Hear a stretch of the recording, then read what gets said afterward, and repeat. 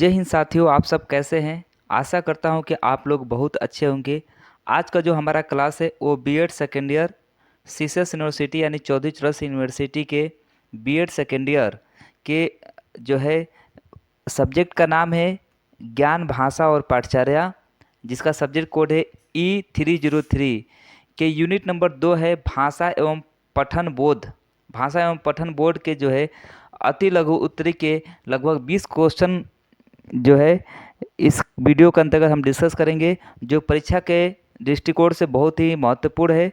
तो चलिए दोस्त, अगर आप चैनल पर नए हैं तो चैनल को सब्सक्राइब कर लीजिए और बेल आइकन घंटी को दबा दीजिए, जिससे कि हमारी सारी लेटेस्ट जानकारी आप तक आसानी से पहुंच पाए और सबसे पहले पहुंचे। तो आज का जो है क्लास बहुत ही महत्वपूर्ण है, इसलिए वीडियो को पूरा देखिएगा, वीडियो को बीच में छोड़ कर मत जाइएगा। चलिए आज का क्वेश्चन देखते हैं, अति लघु उत्तरी प्रश्न।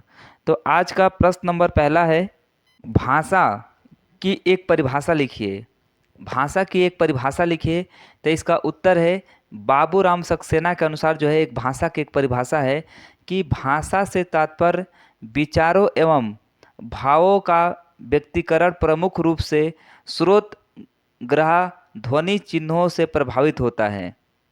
ठीक है, जो गौण रूप से दर्शन संकेत या स्पर्श द्वारा ग्रह लेख और मुद्रण आदि से है। तो ये बाबूराम सक्सेना के अनुसार जो है भाषा की जो है परिभाषा थी। अगला प्रश्न है, प्रश्न नंबर 2 है कि उपयोग के अनुसार भाषा कितने प्रकार के होते हैं। यानी अगर एक नज़र देखा जाए कि उपयोग यानी कोई भी चीज़ उपयोग के आधार पे जो है भाषा के कितने प्रकार होते हैं, तो इसका उत्तर है कि उपयोग के आधार पे जो है भाषा के जो है वो 2 प्रकार के होते हैं। पहला जो है कथित भाषा और दूसरा होता है लिखित भाषा। पहला क्या है, पहला कथित भाषा और दूसरा है लिखित भाषा। तो अगर आपसे एग्जाम में पूछेगा कि उपयोग के आधार पे भाषा कितने प्रकार के होते हैं, तो उपयोग के आधार पे जो है भाषा जो है वो 2 प्रकार के होते हैं। पहला है कथित भाषा, दूसरा है लिखित भाषा। अगला प्रश्न जो है आपका प्रश्न नंबर 3 है कि भाषा कौशल कितने प्रकार के होते हैं। यानी भाषा जो है कौशल, भाषा कौशल कितने प्रकार के होते हैं। तो इसका सही उत्तर हो जाएगा प्रश्न नंबर 3 का कि भाषा कौशल निम्न 4 प्रकार के होते हैं। भाषा कौशल कितने प्रकार के होते हैं, 4 प्रकार के होते हैं। अगर पूछेगा कि भाषा जो है उपयोग के आधार पर कितने प्रकार के होते हैं, 2 प्रकार के होते हैं। इस चीज़ को आप लोग ध्यान रखिएगा। तो प्रश्न नंबर 3 जो है भाषा कौशल कितने प्रकार के होते हैं, तो 4 प्रकार के होते हैं, जिसमें से पहला है श्रवण कौशल, दूसरा पठन कौशल और तीसरा है मौखिक अभिव्यक्ति कौशल और चौथा है लेखन कौशल। ठीक है, तो भाषा कौशल जो है 4 प्रकार के होते हैं। पहला जो है श्रवण कौशल, जो है सुनने के काम आता है, और पठन कौशल जो पढ़ा जाता है, और मौखिक खास कौशल जो बोला जाता है, और लेखन कौशल यानी जो लिखा जाता है। ठीक है, अगला प्रश्न जो है आपका प्रश्न नंबर 4 है कि समवेत पठन का क्या अर्थ है। अगला प्रश्न जो है प्रश्न नंबर 4 जो है समवेत पठन का क्या अर्थ है। तो इसका सही उत्तर हो जाएगा कि समवेत पठन का अर्थ जो है 2 या 2 से अधिक विद्यार्थियों का एक साथ ऊंचे स्वर में पढ़ना जो है समवेत पठन कहलाता है। आप लोग भी जो है कभी कभी क्लास में अगर कोई प्रोग्राम होता था तो 2 लोग साथ में खड़े होकर एक सुर में कोई गाना गाते थे बाल सभा वगैरह में। तो उसी प्रकार जो है समवेत भाषा पठन का कार्य का अर्थ होता है कि जब 2 या 2 से अधिक विद्यार्थी एक साथ जो है और तेज आवाज़ यानी ऊंचे स्वर में अगर कोई चीज़ पढ़ते हैं तो उसी को जो है वो समवेत पठन कहते हैं। ठीक है, तो अगला प्रश्न, तो समवेत पठन जो है आप समझ गए होंगे। अगला प्रश्न जो है प्रश्न नंबर 5 कि भाषा की वाक्य विधि को समझाइए। भाषा की जो है वाक्य विधि को समझाइए। तो इसका सही उत्तर हो जाएगा कि भाषा की जो वाक्य विधि जो होती है, भाषा की वाक्य विधि जो होती है वह विधि होती है जिसके अंतर्गत भाषा की वाक्य विधि वह विधि होती है जिसके अंतर्गत चार्ट पर लिखा हुआ वाक्य प्रस्तुत किया जाता है। ठीक है, और अध्यापक वाक्य पढ़ता है तथा बच्चे अध्यापक का जो है अनुसरण करते हुए वाक्य का उच्चारण करते हैं। ठीक है। अगर आपसे कोई पूछता है या परीक्षा में अगर आपसे पूछा जाता है कि भाषा की वाक्य विधि को क्या होता है, तो भाषा की वाक्य विधि वह विधि होती है जिसके अंतर्गत जो होता है एक चार्ट पर लिखा हुआ वाक्य जो है वो प्रस्तुत किया जाता है और अध्यापक वाक्य को पढ़ता है तथा बच्चे जो हैं अध्यापक का अनुसरण करते हुए वाक्य का उच्चारण करते हैं। जैसे आपने देखा होगा बहुत बड़े बड़े जो जो हम लोग छोटे छोटे होते जब लोग हम लोग थे, तो उस समय जो स्कूलों में जो बहुत बड़ी बड़ी चार्ट होती थी, जैसे लिखा होता था क से कबूतर, ख से खरगोश, तो चार्ट को दिखा के जो है हमारे अध्यापक लोग पढ़ाते थे, ऐसे डंडी से दिखाते थे क से कबूतर, तो हम लोग जोर से बोलते थे क से कबूतर। तो यह जो है इसी प्रकार के जो है भाषा जो है वाक्य विधि जो है इसी प्रकार का पठन पाठन का जो है कार्य होता है। अगला प्रश्न जो है प्रश्न नंबर 6 है कि गार्टन किंडरगार्टन पद्धति के जनक का नाम लिखिए। यानी किंडरगार्टन जो पद्धति थी इनके जनक कौन थे, इनके प्रवर्तन वो कौन, इनके आविष्कारक कौन थे, इनके फादर कौन थे। तो किंडरगार्टन पद्धति का जो जनक थे उनका नाम था Frederick Frederick Frederick William August और प्रोवेल। कौन थे? Frederick William August Froebel. तो इस प्रकार जो है प्रश्न नंबर 6 का सही उत्तर है। और अगला प्रश्न जो है वो प्रश्न नंबर आपका 7 है। NCF का पूर्ण रूप बताइए। यानी NCF का जो है प्रश्न नंबर 7 में पूछ रहा है कि NCF का पूर्ण रूप यानी इसका पूरा नाम क्या होता है। तो इसका सही उत्तर हो जाएगा कि NCF का पूरा नाम जो होता है नेशनल कैरिकुलम फार्म वर्क होता है। क्या होता है? नेशनल कैरिकुलम फार्म वर्क होता है NCF का पूरा नाम। अगला प्रश्न है प्रश्न नंबर 8। भाषा कितने प्रकार की होती है? भाषा जो है कितने प्रकार की होती हैं, ये क्वेश्चन जो है आपको 2020 में सीधे सीधे जो है आपके बीएड सेकेंड ईयर के बोर्ड एग्जाम में एक क्वेश्चन आया हुआ था कि भाषा कितने प्रकार की होती हैं। तो इसका सही उत्तर हो जाएगा भाषा जो है वो 3 प्रकार की होती हैं। कितने प्रकार की होती हैं? तो भाषा जो है आपकी 3 प्रकार की होती है, जिसमें से पहला है लिखित भाषा, दूसरा है मौखिक भाषा और तीसरा है सांकेतिक भाषा। लिखित भाषा ऐसी भाषा होती है जो पेन और कागज़ के माध्यम से अपने विचारों को पेन के माध्यम से जो है कागज़ पर लिखा जाता है।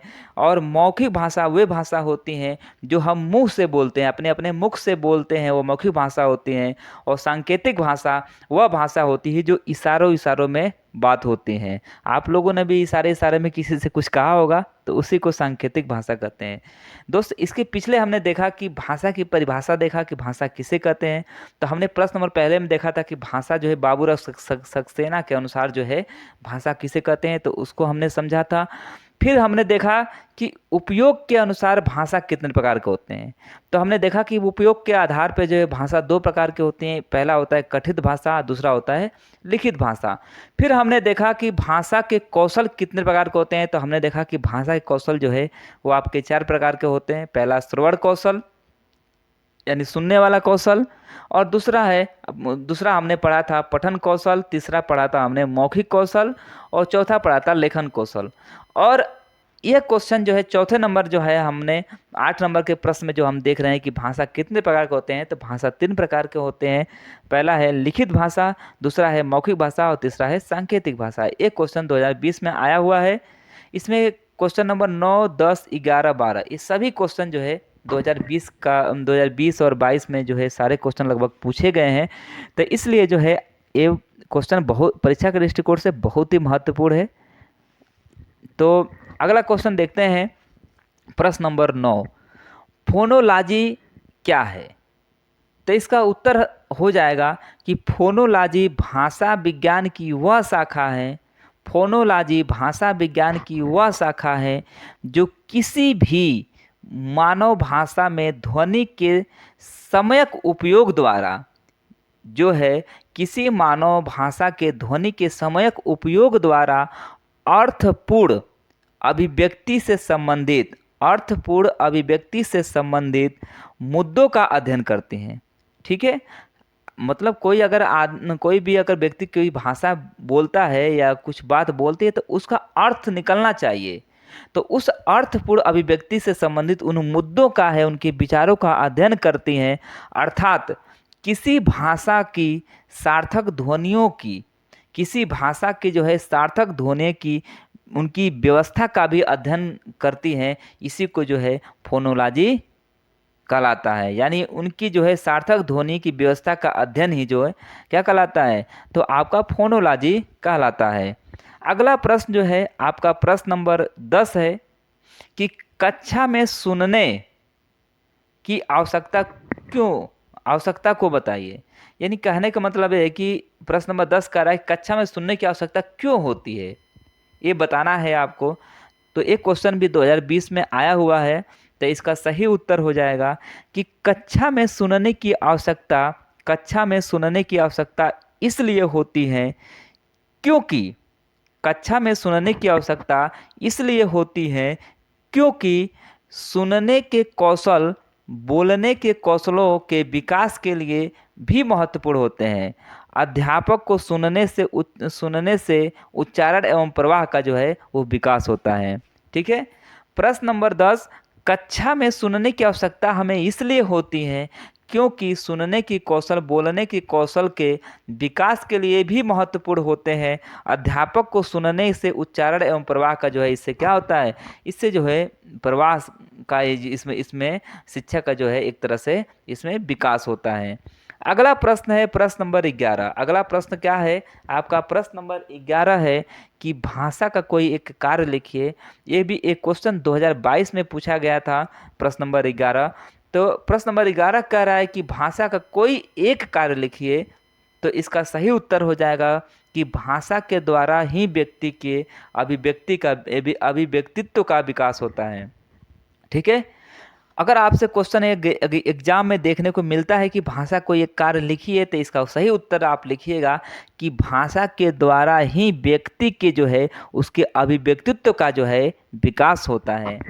अगला प्रश्न जो है आपका प्रश्न नंबर 12 है कि भाषा कैसे प्रवाह करती है। भाषा जो है वो कैसे प्रवाह करती है, तो इसका सही उत्तर है, ये भी क्वेश्चन जो है 2022 में आया हुआ था क्वेश्चन। तो इसलिए जो है ये लगभग सारे क्वेश्चन जो है परीक्षा के दृष्टिकोण से बहुत ही महत्वपूर्ण हो जाता है। तो प्रश्न नंबर 12 का सही उत्तर हो जाएगा भाषा कैसे प्रवाह करती हैं। तो इसका सही उत्तर हो जाएगा भाषा शिक्षण का एक लक्ष्य है। भाषा शिक्षण का क्या है, एक लक्ष्य है जिसे बच्चे बगैर अटैच में यानी बिना उसके संपर्क में पाठन का धारा प्रवाह पठन कर पाए, उससे जुड़े हुए सवालों का जवाब दे पाए। धारा प्रवाह पठन और समझने के बीच का है एक सकारात्मक संबंध होता है। ठीक है, भाषा शिक्षण का एक लक्ष्य है कि बच्चे बगैर अटैच किसी पाठ का धारा प्रवाह पठन कर और पाए, उससे जुड़े हुए सवालों का जवाब दे पाते हैं। धारा प्रवाह जो है वो पठन को समझने के लिए एक बीच का जो है वो बहुत ही अच्छा एक सकारात्मक जो है इसका संबंध है। तो ये प्रश्न नंबर 12 का बहुत सही और सटीक जवाब हो जाता है। सारे क्वेश्चन बहुत ही इंपॉर्टेंट है परीक्षा के दृष्टिकोण से। इस सारे क्वेश्चन को आप लोग 1 से 2 बार इस वीडियो को देखोगे, आप सारे सवाल का जवाब दे पाओगे। तो इस वीडियो को आप 1 से 2 बार देख लीजिएगा, सारे सवाल के आपको जवाब आसानी से याद हो जाएंगे। और आप सभी साथियों का जो है लास्ट तक जो है वीडियो देखने के लिए बहुत बहुत धन्यवाद। आप सभी को पता है कि इस क्लास के अंतर्गत हमने जिसका सब्जेक्ट कोड था BEd second year Chaudhary Charan Singh university, subject code E303, जिसके अंतर्गत ज्ञान भाषा और पाठ्यचर्या आता है। इसके यूनिट नंबर 2 भाषा एवं पठन बोध के सभी जो है महत्वपूर्ण जो है परीक्षा में आए हुए अति लघुत्तरी प्रश्न हमने देखा। अगर आप चैनल पर नए हैं तो चैनल को सब्सक्राइब कर लीजिए, और सारे सब्जेक्ट के वीडियो जो है प्ले लिस्ट में बना हुआ है सब्जेक्ट कोड के अनुसार। आप जाके वहाँ से अगर आप वीडियो नहीं देखे हो तो आप जाके सारे सिलेबस को आप उस सब्जेक्ट कोड के अनुसार प्ले लिस्ट में जाकर आप उस वीडियो को देखिए और अपने परीक्षा को जो है और बेहतर तैयारी करिए। मिलते हैं नेक्स्ट वीडियो में, तब तक के लिए सभी साथियों को जय हिंद, जय भारत। अपना ख्याल रखिएगा, परीक्षा की तैयारी अच्छे से करिए।